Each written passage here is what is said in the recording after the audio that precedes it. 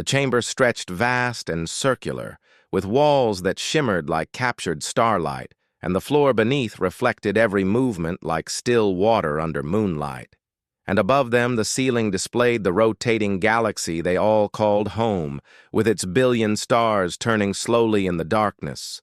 Velshara stood near the edge of the great circle, and her silver hair fell past her shoulders like streams of liquid metal, and her eyes held the depth of centuries watching these proceedings with growing dread, and beside her in the mind's eye she felt Ashira waiting outside the station, and the dragon's presence pulsed with warmth and concern through their ancient bond. The council members filled their elevated seats in a ring around the chamber, and each represented a different species from across the known galaxy, and their voices rose in anger and frustration as they debated the human problem for what felt like the 1,000th time in 300 years. The eldest among them was Councillor Dreth, and his scaled form towered over the others, and his voice rumbled like distant thunder when he spoke, and he slammed one clawed hand against his podium, and the sound echoed through the chamber. Humanity has rejected our 17th proposal, and they mock us with their silence, and they expand into territories we have marked for development, and they build colonies on worlds we deemed worthless, and now they control 17 systems that should have been ours by right of discovery. Another counselor rose, and this one was Mora from the Silicon Collective, and her crystalline body refracted light into rainbow patterns across the walls, and her voice chimed like glass bells, ringing in harmony. We offered them technology beyond their wildest dreams, and we offered them membership in our great society, and we offered them protection from the dangers of deep space, and they spit on our generosity with every refusal, and perhaps force is the only language these primitives understand. Velshara felt her hands clench at her sides, and she had spent decades studying humanity, and she had walked among them on 3 different worlds, and she had learned their languages and customs, and what she found, there did not match what the council claimed, and they were not primitives, and they were not fools. She raised her voice, and it cut through the growing cacophony like a blade through silk, and the chamber fell silent as all eyes turned toward her. I must object to this characterization of humanity, and I have studied them extensively, and they are not rejecting us out of ignorance or spite, and there is something in our offers that troubles them deeply, and we should ask ourselves why Dreth turned his massive head toward her, and his eyes narrowed with barely concealed contempt, and he had never liked Velshara, and he thought her too soft and too sympathetic to lesser species. Ambassador Velshara, your fondness for these creatures is well known, and you have spent too much time among them, and perhaps you have lost perspective on what serves the greater good of our council, and humanity is a threat that grows with each passing year.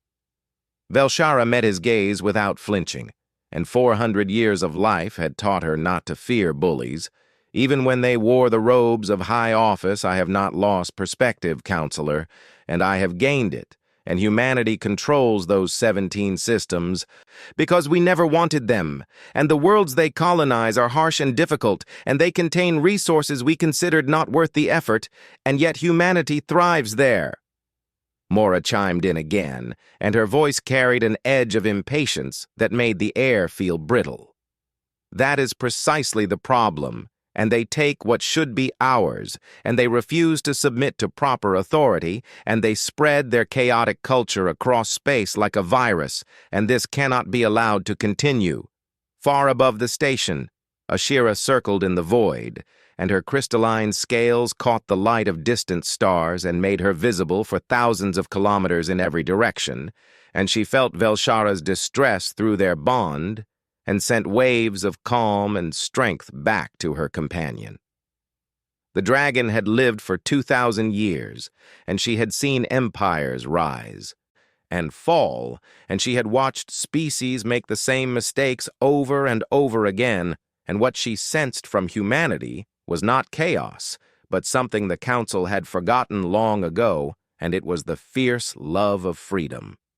Back in the chamber, the debate raged on, and more counselors added their voices to the call for action, and they spoke of humanity's insolence and their refusal to respect proper order and their dangerous independence. Finally, Dreth called for a vote, and his voice boomed across the chamber with finality. We will deliver one final ultimatum to humanity, and they will accept full integration into our council with all terms we have previously offered, or they will face the combined military might of our alliance, and all in favor of this resolution indicate now. Lights began to glow around the chamber as councilors voted, and one by one the displays showed approval, until only one light remained dark, and that was Velshara's position. The vote carries, and Dreth announced with satisfaction, and his scaled lips pulled back in what might have been a smile. Velshara felt cold dread settle in her stomach, and she reached out through the bond to Ashira and felt the dragon's troubled response. They are making a terrible mistake, and Velshara thought they are revealing who they truly are, and Ashira responded in her mind. The council immediately drafted their ultimatum, and the terms were clear and brutal, and humanity would surrender all military assets and open their worlds to council inspection and accept council law above their own and allow council representatives to oversee all major governmental decisions, and they had one standard week to comply.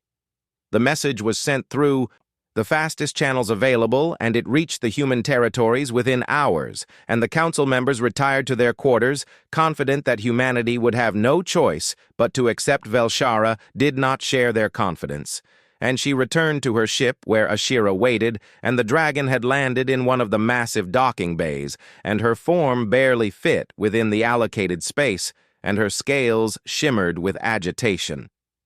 "You know what will happen?" And Ashira spoke directly into Velshara's mind as she approached. "I fear I do." And Velshara reached out to touch the dragon's snout, and the crystalline surface felt warm beneath her palm. The council believes humanity is weak, and they believe their own propaganda about human primitiveness, and they have not listened to anything I have tried to tell them about human determination. Ashira's eyes glowed with inner light, and the dragon shifted her massive weight, and her tail swept across the deck with a sound like chimes. "I have felt the minds of humans when we visited their worlds, and they are young, yes, but there is steel in them, and they do not bend easily, and the council is about to learn this the hard way." 6 days passed in tense waiting, and the council members grew more confident with each day of silence from humanity, and they interpreted the delay as fear and desperation as humanity scrambled to find a way out of their predicament. Velshara spent those days reviewing everything she knew about human culture and history, and what she found there made her even more certain of disaster. And humans had a phrase they used often, and it was better to die on your feet than live on your knees. On the 7th day, the response came, and it arrived not as a lengthy diplomatic document, but as a simple text transmission, and the entire message consisted of exactly 2 words: "Come try." The council chamber erupted in chaos when the message was displayed, and councilors shouted over each other in rage and disbelief, and Dreth's roar silenced them all. "This is an act of war," and he declared, and his claws scored marks in his podium. Mora's crystalline form pulsed with angry red light, and her voice had lost all its musical quality. "They dare to mock us, and they will learn the price of defiance." Only Velshara remained silent, and she stood in her place and watched the council transform from a deliberative body into something darker and more dangerous, and she saw beneath their civilized facade to the predators that lurked within. The message had come from someone named Captain Maya, Brooks of the human fleet, and Velshara committed that name to memory, and she suspected she would be hearing it again. Very soon, Ashira's voice filled her mind with ancient sadness. "And so it begins," and the dragon thought. "And so it does." And Velshara replied, and she felt the weight of coming events settle on her shoulders like a physical burden. The council immediately began mobilizing their forces, and they called up fleets from a dozen worlds, and they assembled weapons and troops and supplies, and they spoke with absolute certainty about the quick victory that awaited them. Velshara made one final attempt to reason with them, and she stood before the full council and laid out everything she had learned about humanity and their history and their values and their capacity for both innovation and violence. The council dismissed her concerns with contempt, and Dreth spoke for them all when he said humanity would be brought to heel within a month. As Velshara left the chamber for what she suspected might be the last time she felt Ashira's presence wrapping around her mind like a protective embrace. "We will do what we can to limit the bloodshed," and the dragon promised. Yes, and Velshara agreed. But I fear the blood that will be spilled will be mostly the council's own. The human message had been logged by every communication station in the galaxy, and those 2 words spread like wildfire through civilian channels, and some species laughed at human audacity, and others felt a chill of premonition. In human space, Captain Maya Brooks stood on the bridge of her ship and watched the displays that showed council fleet movements, and her face remained calm, but her eyes held the hardness of someone who had made peace with difficult choices. Her crew worked around her with quiet efficiency, and they had been preparing for this moment for decades, and every simulation and every drill had led to this point. Brooks pulled up the tactical display and saw the dispositions of human forces across their 17 systems, and saw the hidden weapons and the concealed ships and the traps that waited to be sprung. The council thought humanity was primitive, and they thought human technology was inferior, and they were about to learn how wrong they were. A junior officer approached Brooks with a data pad, and his voice was steady despite the tension. "All units report ready. Captain and defensive positions are locked, and stealth protocols are active." Brooks nodded and allowed herself a small, tight smile. "Then we wait and let them come to us, and let them learn what humans do when backed into a corner." Far away, Velshara boarded her diplomatic vessel with Ashira, and they began the journey toward the front lines, and she did not know yet that she would meet Captain Brooks face to face, or that everything she believed about the universe was about to change. All she knew was that a war had begun that nobody truly wanted, and that the outcome would reshape the galaxy forever. The Council fleet began to move, and thousands of ships setting course for human space and their commanders confident in their superiority. Humanity watched them come and waited with the patience of those who knew exactly what they were doing. The rejection was complete, and the consequences were coming. The Council Armada emerged from hyperspace at the edge of the New Dakota system, and the fleet stretched across the darkness like a city of lights suspended in the void, and 3,000 warships of every size and configuration filled the tactical displays with their overwhelming presence. Admiral Kresh commanded from the flagship Domination, and his insectoid form clicked with satisfaction as he surveyed the formation, and beside him, his tactical officers worked at their stations, coordinating the massive force with practiced efficiency.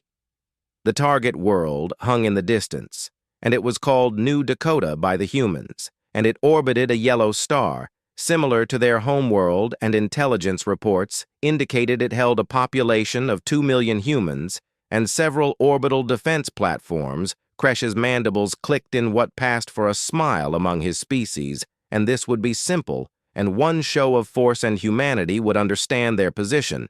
Send the standard demand for surrender, and he ordered, and his translator rendering his clicks and whistles into Galactic standard. The communications officer complied, and the message went out across all frequencies, and it demanded immediate surrender of all military assets and orbital stations, and the unconditional acceptance of Council authority. Minutes passed with no response, and the fleet moved closer, and sensors swept the system, looking for signs of the human fleet that intelligence said operated in this region.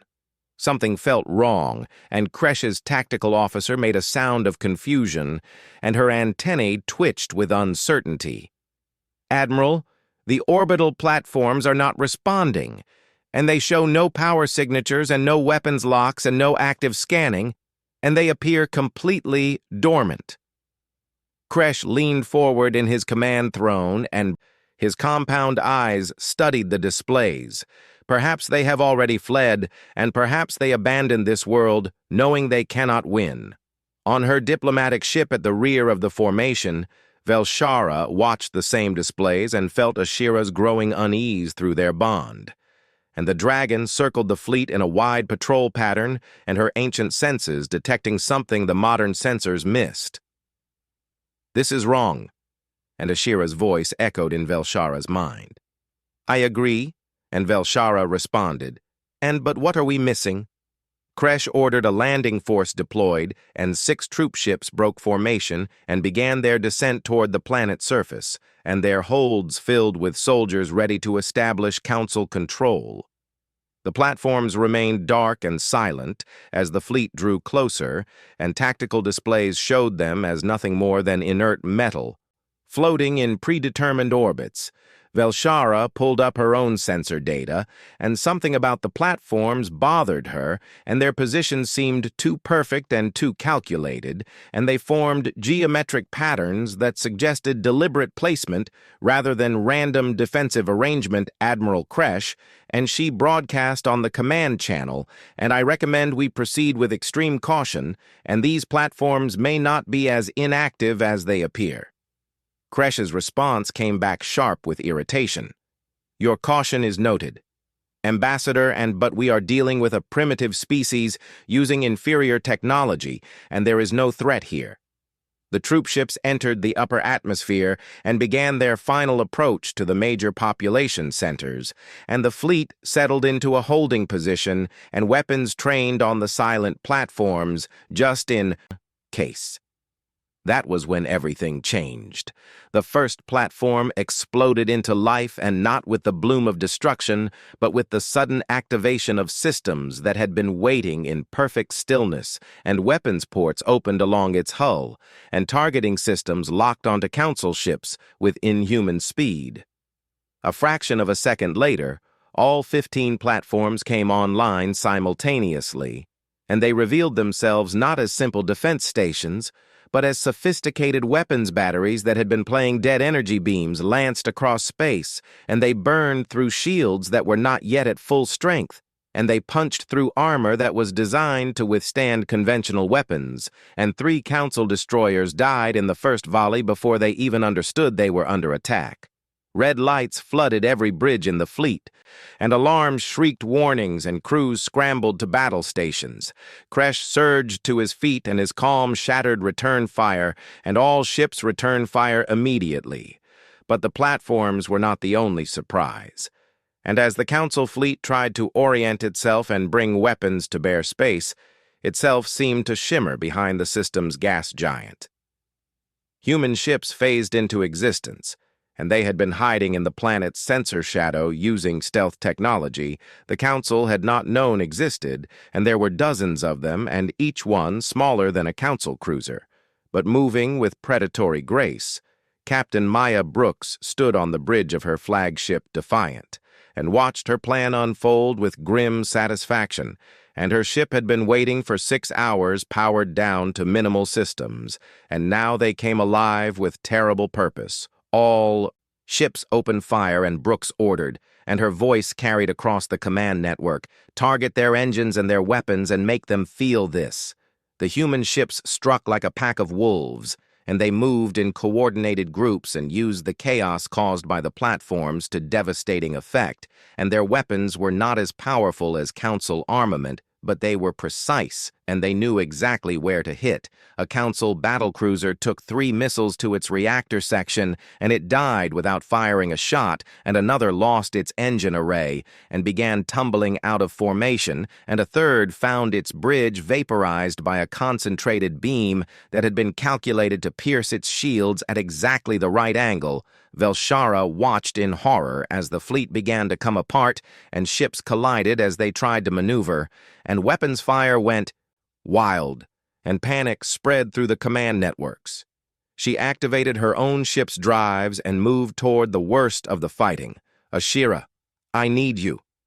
The dragon was already moving, and her crystalline form blazed with inner light as she dove toward a cluster of escape pods that had been launched from a dying council ship, and human fire tracked them. But Ashira's presence made the weapons pause. Velshara's ship intercepted the pods and began pulling them into her cargo bay, and her small vessel was not built for combat, but it could save lives. Brooks watched the diplomatic ship's actions on her display and marked it as non-hostile, leave the silver ship alone, and she ordered, and it is trying to save people. The battle raged for 2 hours, and in that time the Council fleet lost 800 ships, and another 1,000 were damaged, and the troop ships that had descended to the planet found themselves trapped in the atmosphere and unable to return, as human fighters controlled the orbital space. Admiral Kresh's flagship had taken heavy damage, and one of his sensor arrays was gone, and his shields were failing, and around him his bridge crew worked desperately to coordinate a retreat. How is this possible? And he demanded. And where did they get this technology? His tactical officer had no answer, and she was simply trying to keep them alive. The human voice came over the open channel, and it belonged to Captain Brooks, and her tone was cold and factual. You were warned, and this is what happens when you ignore warnings, and if you want to survive, order your ships to jump out. Now, Kresh wanted to refuse and wanted to rally his forces and wanted to prove that the Council could not be defeated by primitives. But the displays told a story he could not ignore. All ships retreat, and he ordered, and his voice bitter with defeat, and jumped to rally Point Gamma. The surviving Council ships began their emergency jumps, and space rippled as they fled, and many were too damaged to make the transition and had to be towed by others. Velshara's ship had picked up 73 survivors, and her cargo bay was packed with injured and terrified Council personnel, and Ashira returned to her landing position, and the dragon's scales were scorched in places where debris had struck her. Brooks watched them go, and she allowed herself no satisfaction and no victory celebration, and her crew remained at their stations silent and professional. Damage report, and she requested. The tactical officer read from her display, 7 ships lost, and 19 damaged, and 2 will need major repairs, and casualties are at 134. Brooks closed her eyes briefly and let herself feel the weight of those numbers, and each one was someone who would not go home, and each one was a price paid for freedom. Stand down from alert status, and she ordered and maintained patrol positions and let us clean up this mess. Across the system, human ships began the grim work of rescue and recovery, and they pulled Council survivors from escape pods, and they tended to the injured, and they treated their defeated enemy with more mercy than they had been shown. Velshara landed her ship at a human station that had survived the battle, and she was met by armed guards but also by medical teams who immediately began caring for the survivors she had rescued.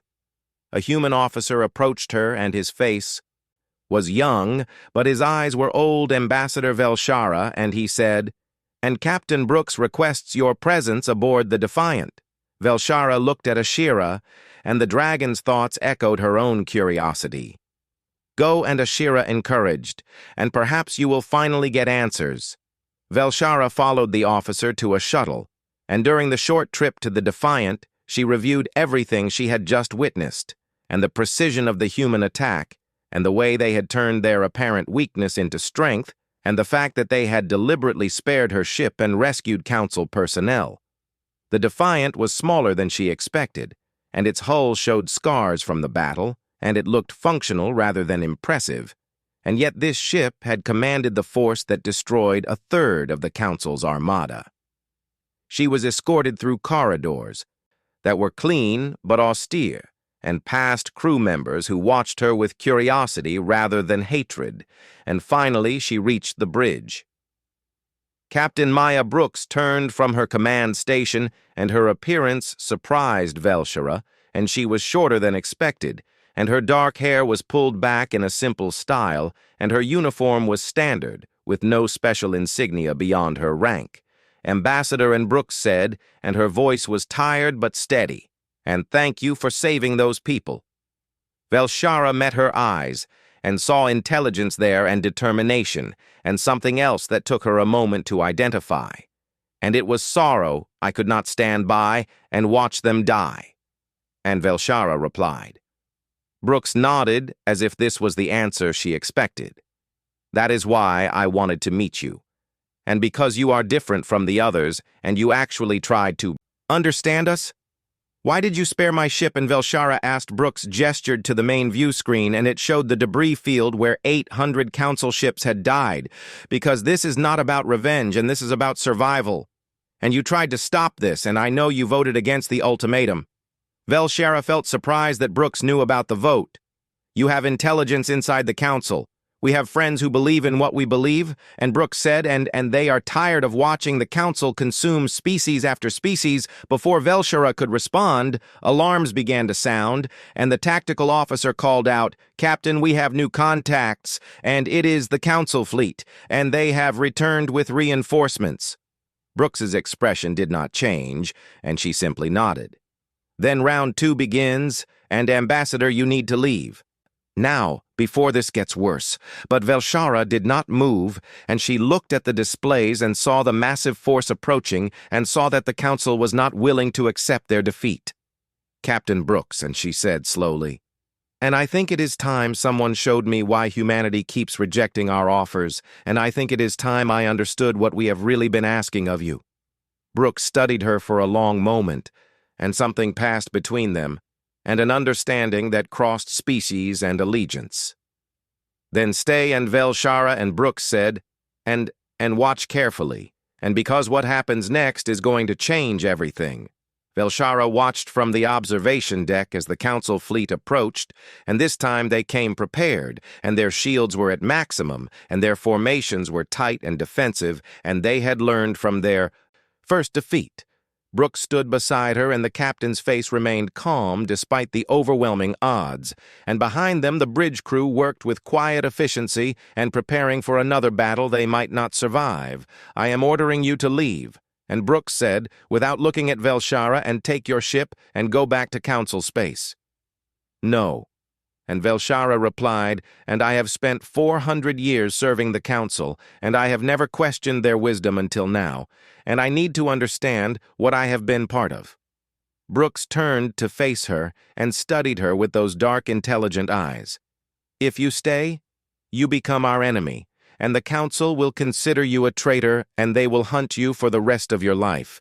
Then they will hunt me. And Velshara said, and because I cannot unsee what I saw today, and you did not start this war, and we did. Before Brooks could respond, the tactical officer called out, Captain, they are hailing us, and Admiral Kresh demands your surrender and the surrender of all human forces. Brooks moved back to her command station and gestured for the communication to be opened. This is Captain Brooks, and she said, and her voice carrying across both ships, and state your terms. Kresh's translated voice came through, and it was filled with cold rage. There are no terms human, and you have committed acts of war against the council, and you will surrender your ships and your weapons and your command staff, or we will destroy every human installation in this system.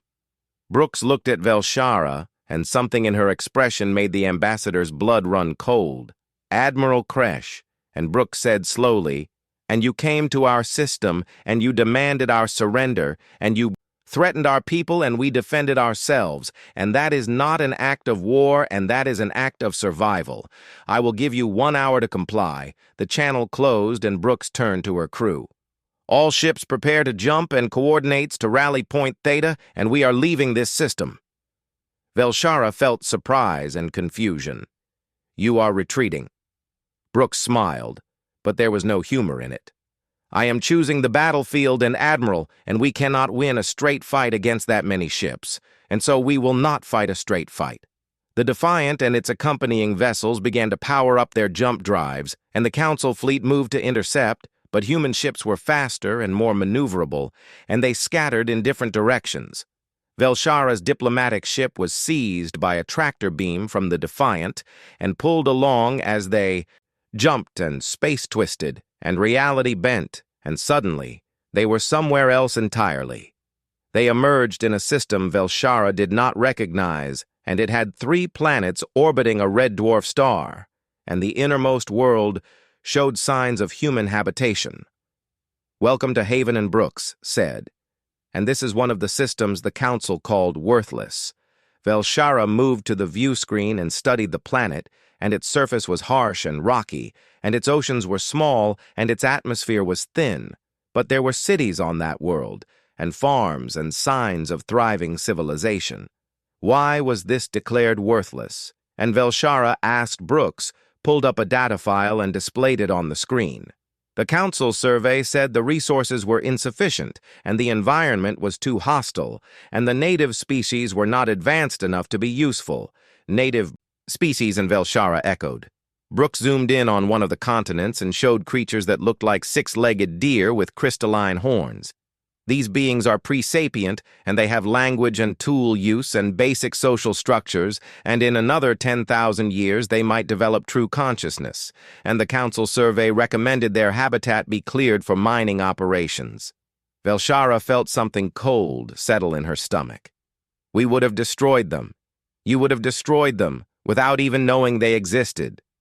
And Brooks said, and her voice hard, "And this is System 7 of 17. And every single one has a similar story."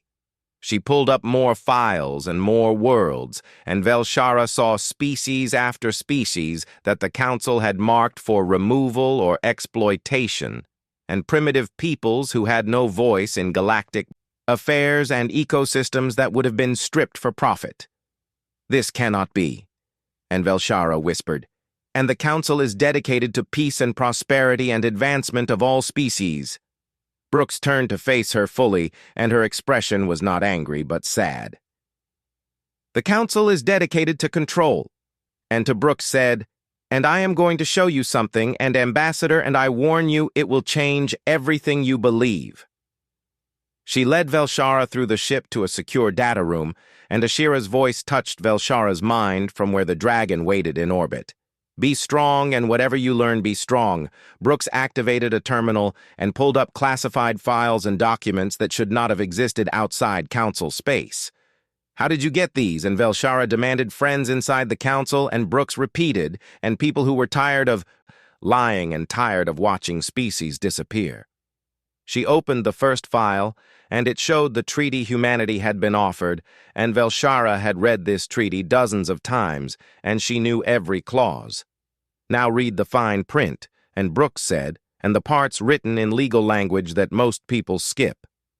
Velshara read, and as she did, her hands began to shake, and buried in the complex legal terminology were clauses that gave the Council control over human reproduction and genetic modification and cultural development, and the right to relocate populations, and the authority to override any human law. This is, and Velshara started and could not finish slavery, and Brooks finished for her, and dressed up in diplomatic language, and made to sound reasonable. And but slavery, nonetheless, Brooks opened another file. "Here is the treaty offered to the Velon people 200 years ago, and identical clauses, and they accepted, and where are the Velon?" Now Velshara knew the answer, and the Velon were scattered across Council worlds, and their culture was gone, and their language was dying, and their children were raised in Council schools, learning Council values. Brooks continued, and file after file and species after species. The Karathi and absorbed after 50 years, the Delmari and their homeworld. Now a resort for Council members, the Theks and their population reduced by 70%. And the survivors working in Council factories, 73 species in the last 1,000 years, and Brooks said, and all of them accepted Council protection, and all of them lost everything that made them unique. Velshara sank into a chair, and her mind reeling. "I did not know," and she whispered, "and 400 years, and I did not know you were not supposed to know." And Brooks said, and more gently now, "And the system is designed so that good people like you can serve it without seeing what it really does. But I should have seen." And Velshara looked up at Brooks, and her eyes wet with tears. She refused to let fall, and I should have questioned, and I should have investigated. Brooks sat down across from her. You are questioning now, and that takes courage. Why show me this? And Velshara asked, and why not? Just let me return to the council in ignorance, because you saved those people.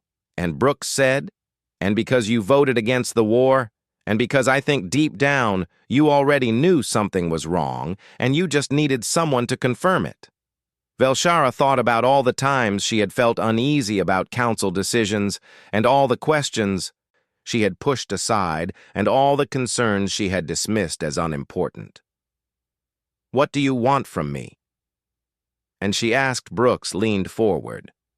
I want you to help us end this, and not by destroying the council, but by exposing what it really is, and there are good people serving it, and people like you who believe in its stated ideals, and they deserve to know the truth.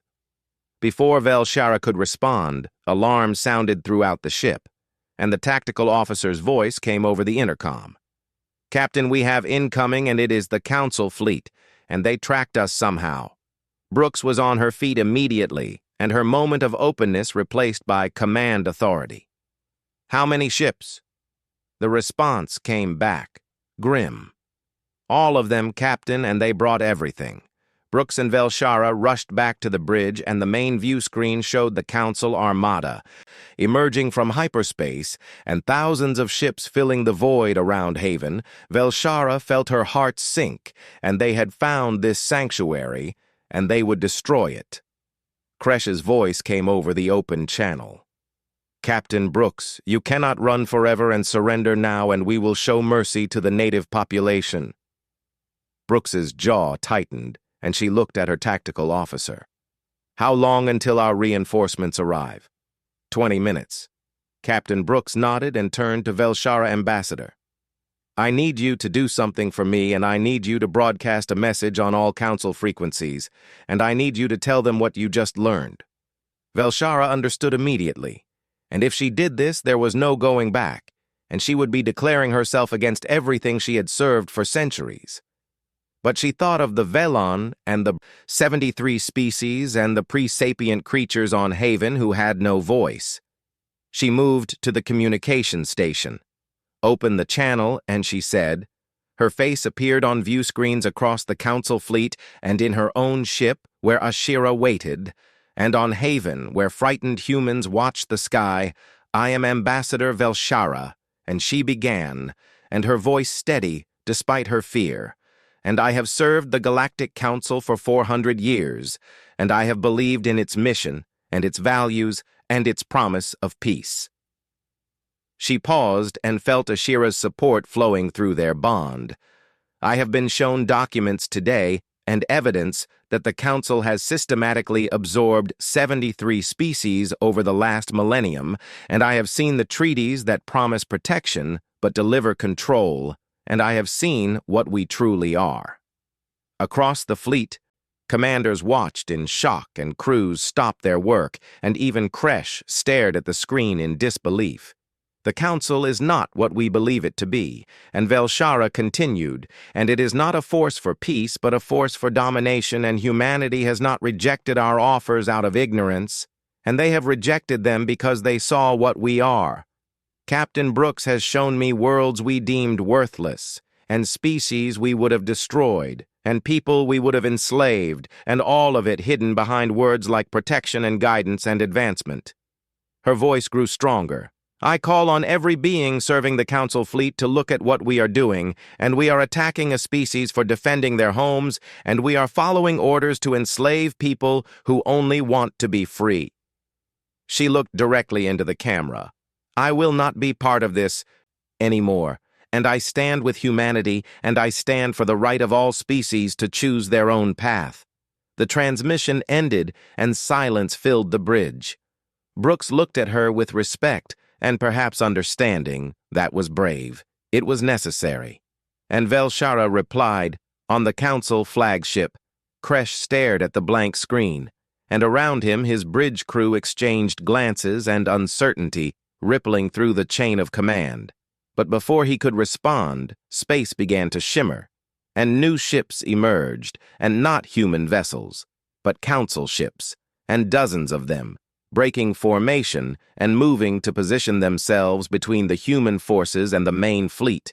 And in orbit around Haven, a crystalline dragon spread her wings and began to glow with ancient power, and Ashira was making her own choice.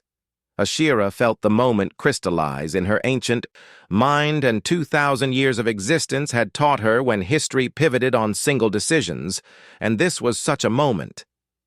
The dragon hovered in the void above Haven, and her crystalline scales caught the light of distant stars and magnified it into brilliant displays, and every ship in the system could see her, and every being with eyes turned toward her radiance. Through her bond with Velshara, she felt her companion's fear and determination and love and the courage it had taken to speak truth to power. And Ashira had chosen Velshara 4 centuries ago because she sensed this strength within her. Now it was time for Ashira to make her own choice.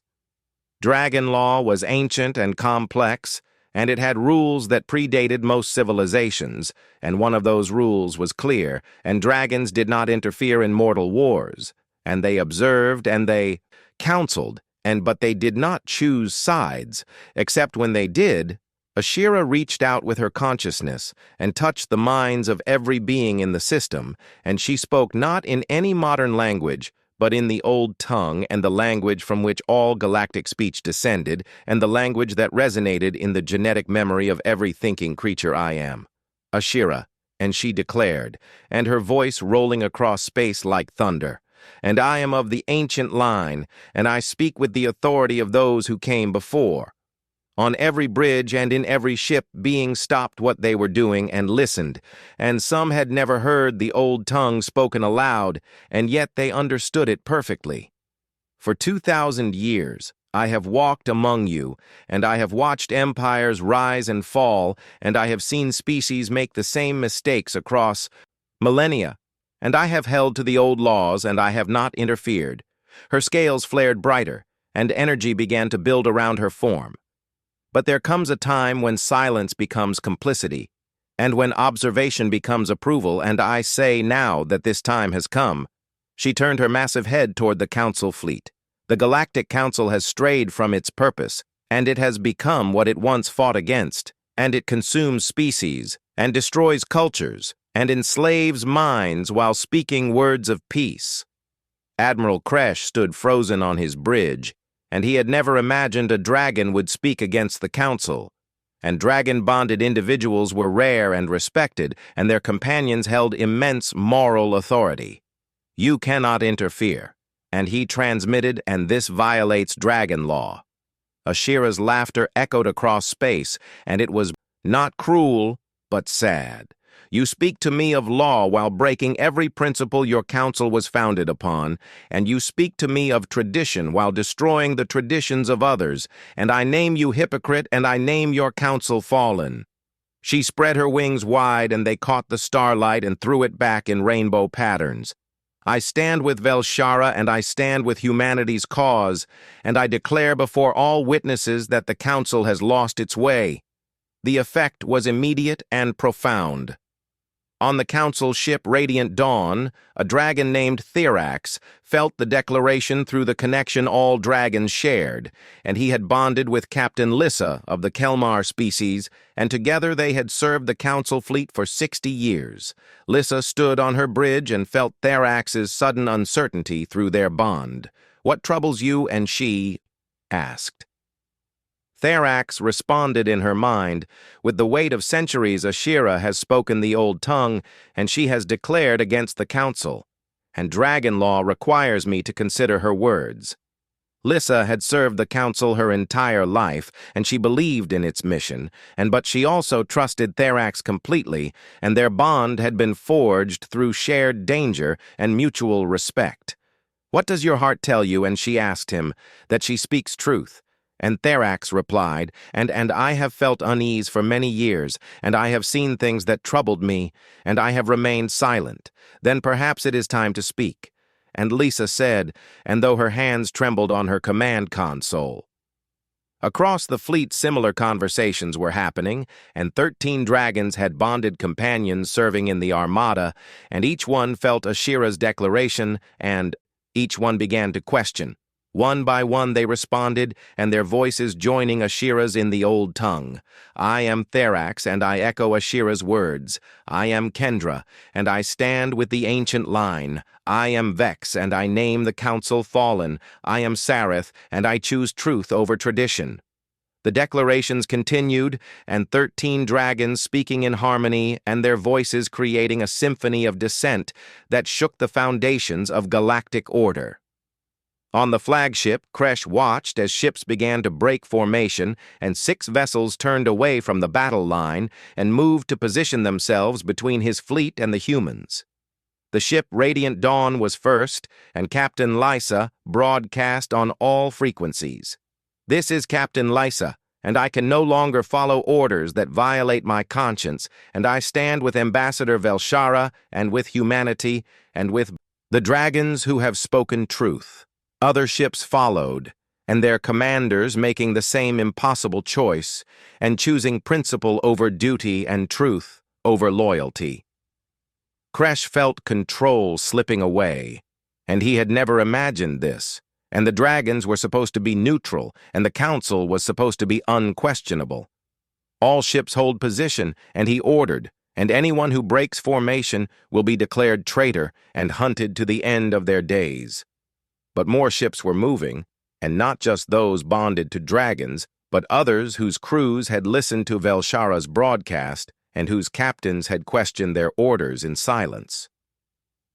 On the Defiance Bridge, Brooks watched the council fleet fracture, and she had not expected this and had not planned for it, but she adapted quickly. Get me a channel to all ships that have broken. Formation. And she ordered. Moments later, she was speaking to dozens of council commanders.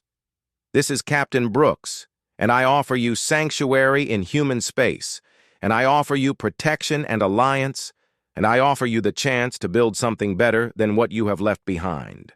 Captain Lysa responded first. We accept, Captain, and we stand with you. But not everyone was breaking away, and Kresh still commanded more than 2,000 ships, and many of those crews believed in the council absolutely and saw the dragon's declaration as betrayal.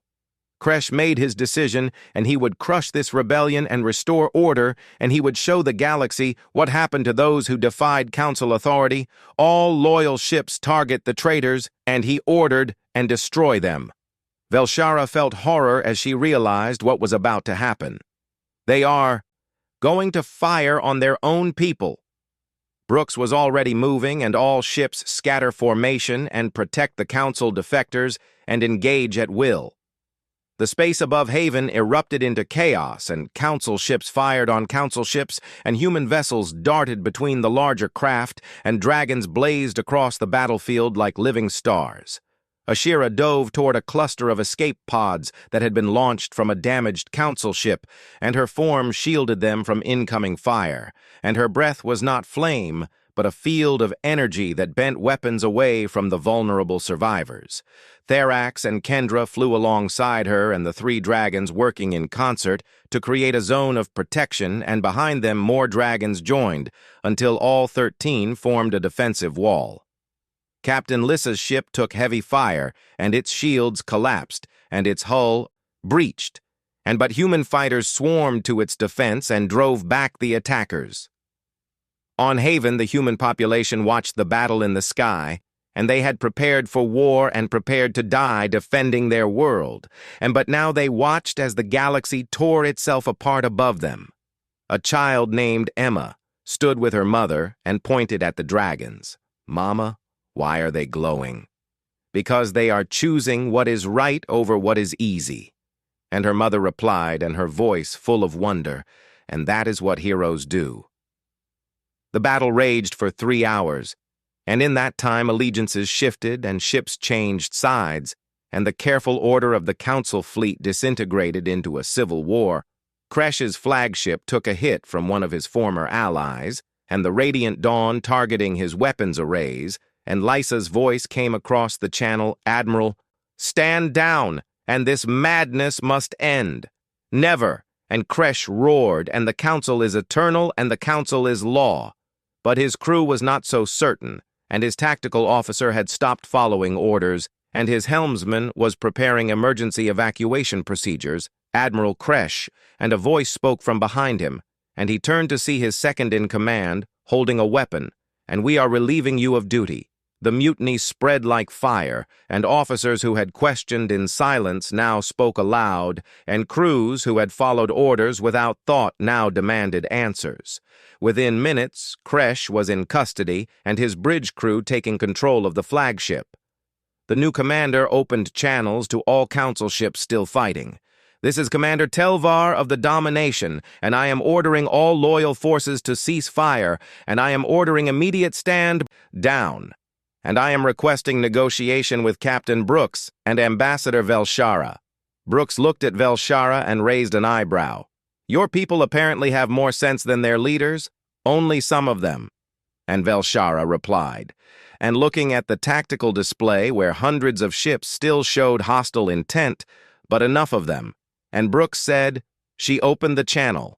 "Commander Telvar, this is Captain Brooks, and I accept your request for negotiation, and I propose we meet on neutral ground and discuss terms."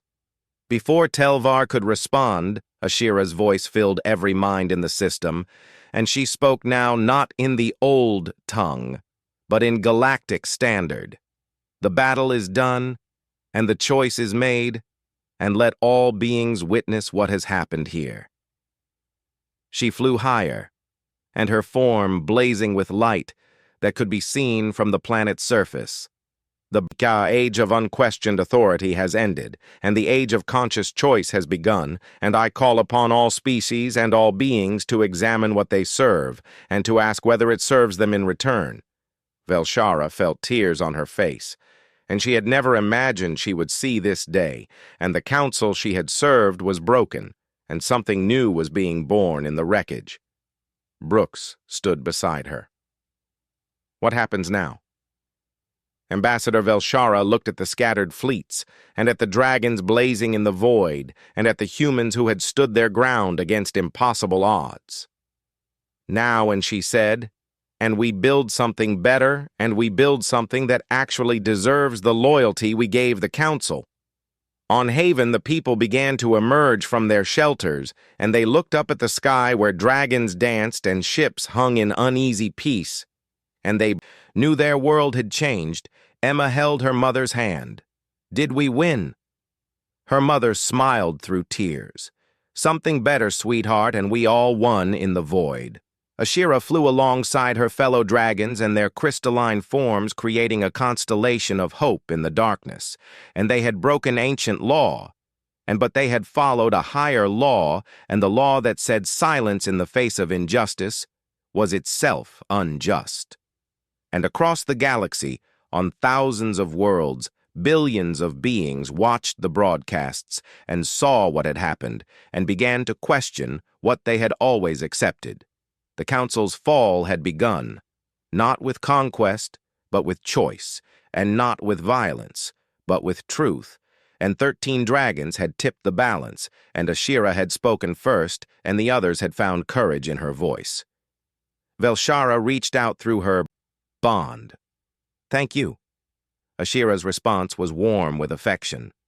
"I chose you 400 years ago because I knew this moment would come, and I knew you would be strong enough to face it, and I am honored to stand beside you." The war was not over, and there were still council loyalists and still those who would fight to preserve the old order, but something fundamental had changed. A dragon had chosen, and in choosing had freed others to choose as well, and that made all the difference. 3 months had passed since the battle above Haven, and the galaxy had transformed in ways no one could have predicted, and the old Galactic Council still existed, but its power had crumbled, and 17 species had withdrawn their membership, and 42 more had demanded reforms that the remaining leadership refused to consider.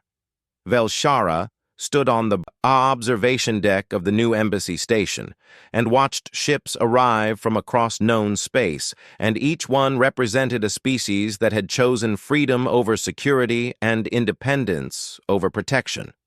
The station hung in neutral space between human territory and what remained of council jurisdiction, And it had been built in record time with help from dozens of species working together, and its design reflected no single culture but incorporated elements from all who had contributed. Beside her, Captain Maya Brooks stood with arms crossed and her expression thoughtful as she studied the latest arrival and a Kelmar transport carrying refugees who had fled council persecution. "I never imagined it would move this fast," and Brooks said, "and 3 months ago we were fighting for survival, and now we are building an alliance. Change comes slowly until it does not." And Velshara replied, "And then it comes all at once." Through the observation window, they could see Ashira dancing through space with Therax and Kendra, and the 3 dragons had become inseparable, and their crystalline forms weaving patterns of light that delighted the station's children. Other dragons had joined them over the weeks, and not all 13 from the battle. But 8 had chosen to remain with the growing coalition, and their presence lent legitimacy and moral weight to the new alliance. A young human officer approached, and she saluted Brooks with practiced precision. "Captain, the delegation from the Thex homeworld has arrived, and they are requesting immediate meeting with you and Ambassador Velshara Brooks." And Velshara exchanged glances, and the Thex were one of the species the council had absorbed, and their population had been reduced and their culture suppressed, and now they were reaching out. "Show them to conference room 3, and Brooks ordered and informed them we will be there shortly." As they walked through the station's corridors, Velshara marveled at what surrounded her. And humans worked alongside Kelmar and Thex, and species she had never seen cooperate before. And there were no rigid hierarchies and no elaborate protocols, and just beings working together toward common goals. The conference room was simple but comfortable, and the Thex delegation consisted of 5 individuals, and their leader was an elderly female named Mira, and her scaled skin showed the scars of hard labor. Ambassador Velshara and Mira said, and her voice heavy with emotion, "And I never thought I would see one of the council's own stand against them. I stand with those who seek freedom." And Velshara replied, "And I no longer represent the council." Mira nodded and turned to Brooks. "Captain Brooks, my people have heard of humanity's stand, and we have heard of the dragon's choice, and we wish to join your alliance." Brooks leaned forward. "I must be honest with you, and this alliance offers protection, but it cannot guarantee safety, and the council still has significant military forces, and they will not surrender their power easily." "We understand the risks," and Mira said, but we have lived under council rule for 200 years, and we have watched our children grow up speaking their language and learning their history and forgetting who we were, and we would rather die free than live as shadows of ourselves." Velshara felt the weight of those words, and she had heard similar sentiments from dozens of species, and each one was a testament to the council's failure. "What do you need from us?" and she asked. Mira pulled out a datapad and displayed a list: ships to evacuate our people and weapons to defend ourselves and teachers to help us remember our language and our customs. And most of all, we need hope that there is another way. Brooks studied the list. "We can provide ships and weapons and teachers, and hope is something you already have, or you would not be here." The meeting continued for 2 hours, and by its end, the Thex had formally joined the coalition, and their population of 3 million would begin evacuating within the week. As Mira's delegation departed, Velshara felt both satisfaction and sorrow. How many more species are waiting to break free? And she wondered aloud. Brooks pulled up a star chart. Intelligence suggests at least 30 are considering it, and maybe more, and the council is losing control, and they know it. That is what worries me, and Velshara said, and desperate powers do desperate things. She was proven right. 3 days later, when council forces launched a surprise attack on a coalition convoy, and 12 ships were destroyed and 400 lives were lost. The attack unified the coalition like nothing else could have, and species that had been hesitant now rushed to join, and those who had joined sent additional forces. Brooks called an emergency council meeting, and the new coalition had no formal structure yet, but the species leaders gathered to coordinate response. We need to show strength, and Captain Lissa argued, or the council will interpret mercy as weakness, but we cannot become what they are, and countered Elder Corvin of the Delmari, and if we respond with unchecked violence, we lose our moral authority. Velshara listened to the debate and felt the weight of creating something new, and the council had ruled through fear and control, but this alliance had to be different. She raised her voice, and the room fell silent. We respond with justice, not vengeance, and we defend ourselves absolutely, but we also offer sanctuary to any council personnel who refuse to follow illegal orders, and we show the galaxy. There is another way. Brooks nodded agreement. We hit their military assets hard, and we cripple their ability to wage war, but we spare their civilians, and we make it clear we are not their enemy, and their leadership is. The coalition launched its response within 48 hours, and human ships worked alongside Kelmar cruisers and Thex fighters and vessels from a dozen other species. They struck council military installations with precision and destroyed weapons factories and disabled warships, but they also broadcast continuous messages offering safe passage to any who wished to defect. The dragons flew at the forefront, and their presence alone convinced many council crews to stand down, and Ashira's voice had become famous across the galaxy, and her declaration was played in homes and ships everywhere. The campaign lasted 3 weeks, and by its end the council's military capacity was reduced by 60%, and over 10,000 personnel had defected, and the flow of refugees to coalition space became a flood. But victory came with costs, and the coalition lost ships and lives, and Brooks personally wrote letters to every family that lost someone, and Velshara helped with the translations. One evening, they stood together on the observation deck and both exhausted from weeks of constant crisis. Is it always this hard? And Velshara asked, and building something new. Brooks smiled wearily. Usually harder, and at least we are not alone. Through the window, they watched as a massive structure took shape and humans and aliens working side by side on what would become the coalition's first shared shipyard.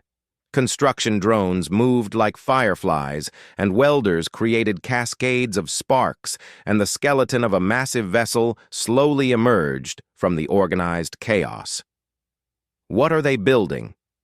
And Velshara asked Hope, and Brooks replied, and the first ship designed by multiple species working as equals, and it will not be the fastest or the most powerful, but it will represent what we can accomplish together. On Haven, little Emma had grown confident in the 3 months of peace, and she stood in her school classroom and showed her drawing to the other children. This is Ashira, and she said proudly, and this is Therax, and this is Kendra, and they saved us.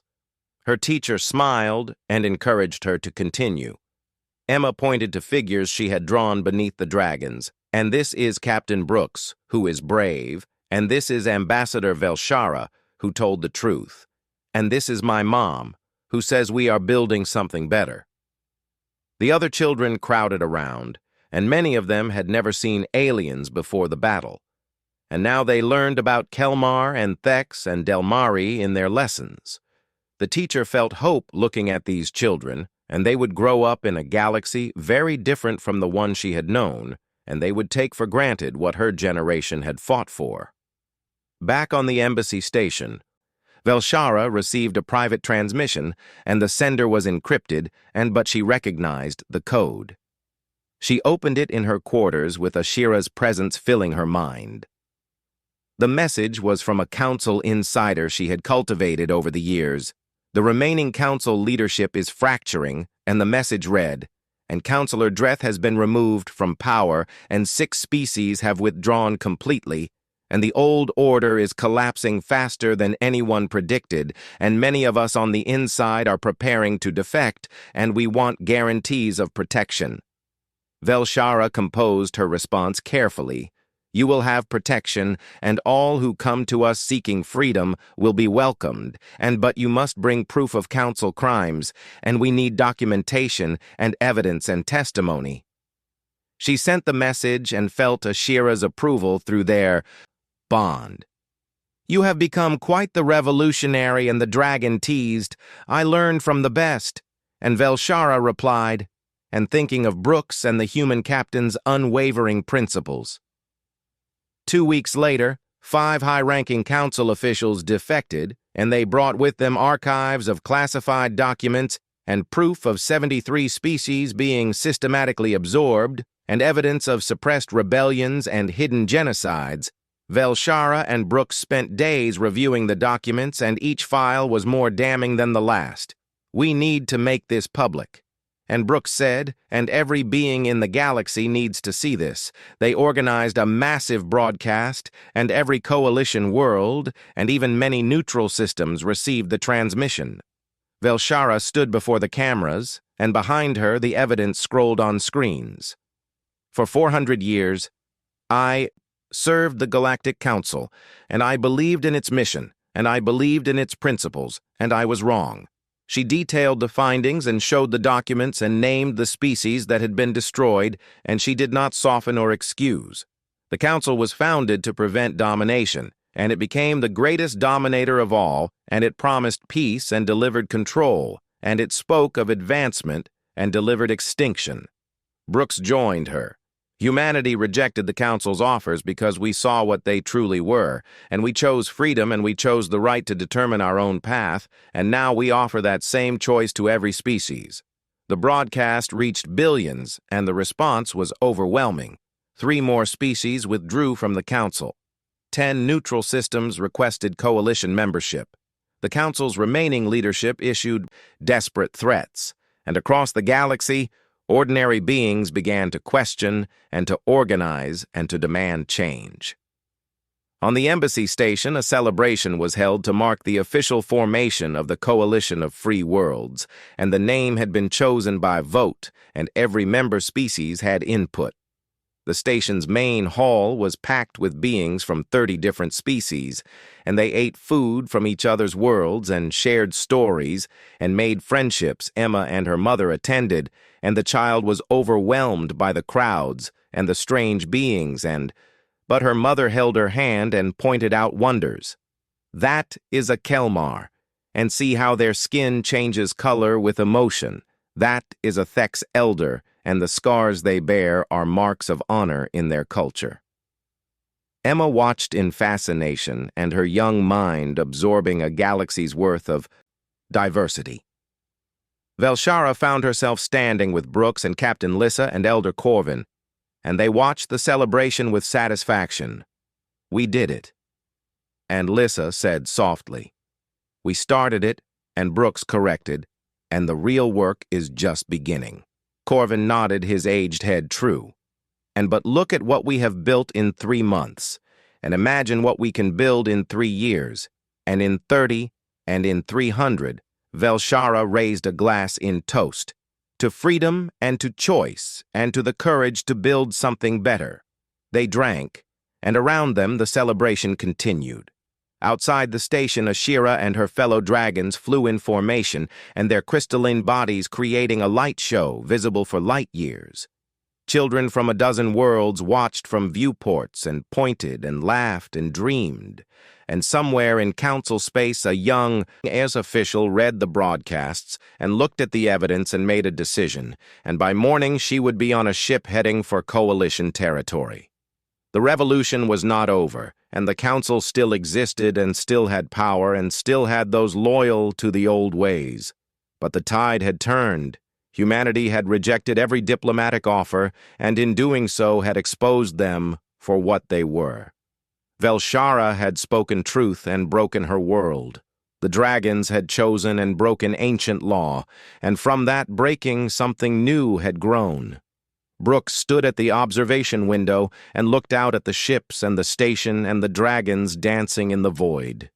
"Your people could have conquered us easily," and Velshara said softly, "and with your technology and your determination, and why did you not?" Brooks smiled and watched Ashira dance through the stars. Because we learned something the hard way back on Earth, and power without principle is just tyranny with a different face, and you do not reject every diplomatic offer because you want war, and you reject them because you want something better than what is being offered. Ashira's voice echoed in both their minds, and warm with ancient approval. The young species teaches the old, and perhaps there is hope yet. In the distance, more ships arrived and more species seeking to join this new alliance. The Galactic Council had rejected humanity first, and assuming they were primitive and easily controlled. Humanity rejected them back, and in doing so changed everything. The age of domination was ending. The age of choice was beginning, and across the galaxy in homes and ships and stations, beings looked up at the stars and dared to hope.